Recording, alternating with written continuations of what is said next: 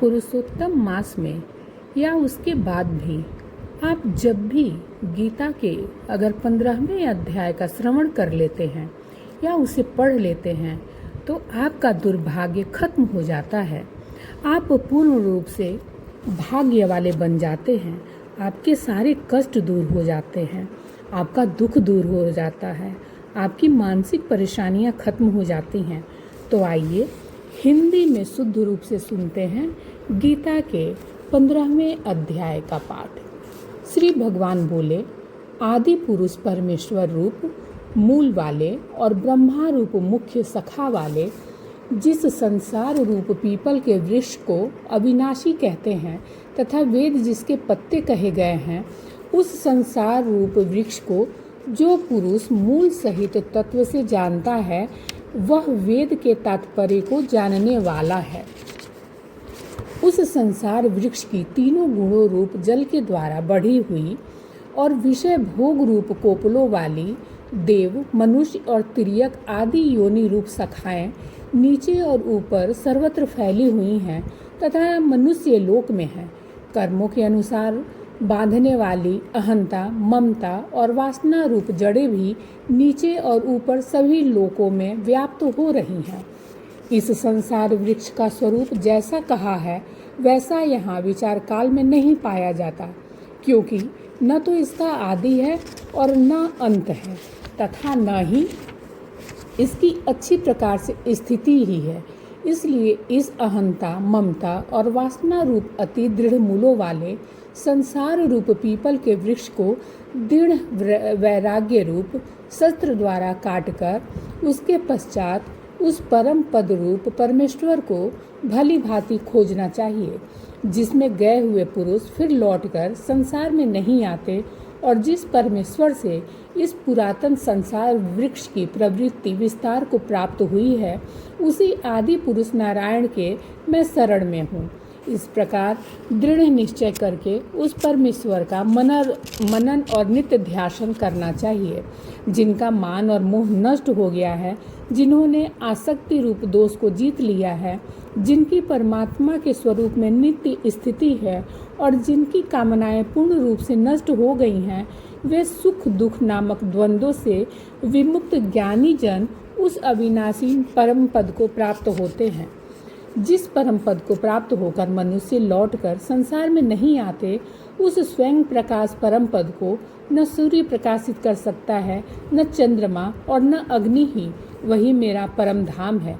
इस देह में यह जीवात्मा मेरा ही सनातन अंश है और वही इन प्रकृति में स्थित मन और पांचों इंद्रियों को आकर्षण करता है।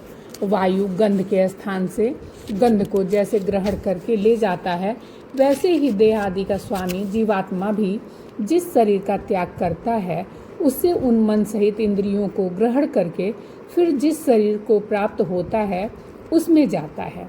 यह जीवात्मा स्रोत, चक्षु और त्वचा को तथा रसना, घ्राण और मन को आश्रय करके अर्थात इन सब के सहारे से ही विषयों का सेवन करता है।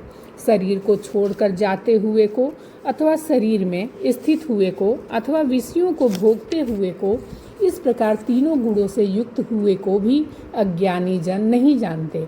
केवल ज्ञान रूप नेत्रों वाले विवेकशील ज्ञानी ही तत्व से जानते हैं। यत्न करने वाले योगी जन भी अपने हृदय में स्थित इस आत्मा को तत्व से जानते हैं, किंतु जिन्होंने अपने अंतःकरण को शुद्ध नहीं किया है, ऐसे अज्ञानी जन तो यंत्र करके भी रहने पर इस आत्मा को नहीं जानते। सूर्य में स्थित जो तेज संपूर्ण जगत को प्रकाशित करता है तथा जो तेज चंद्रमा में है और जो अग्नि में है, उसको तू मेरा ही तेज जान। और मैं ही पृथ्वी में प्रवेश करके अपनी शक्ति से सब भूतों को धारण करता हूँ और स्वरूप अर्थात अमृतमय चंद्रमा होकर संपूर्ण औषधियों को अर्थात वनस्पतियों को पुष्ट करता हूँ। मैं ही सब प्राणियों के शरीर में स्थित रहने वाला प्राण अपान से संयुक्त वैश्वानर अग्नि रूप होकर 4 प्रकार के अन्न को पचाता हूँ। भारत, जो ज्ञानी पुरुष मुझको इस प्रकार तत्व से पुरुषोत्तम जानता है, वह सर्वज्ञ पुरुष सब प्रकार से निरंतर मुझ वासुदेव परमेश्वर को ही भजता है।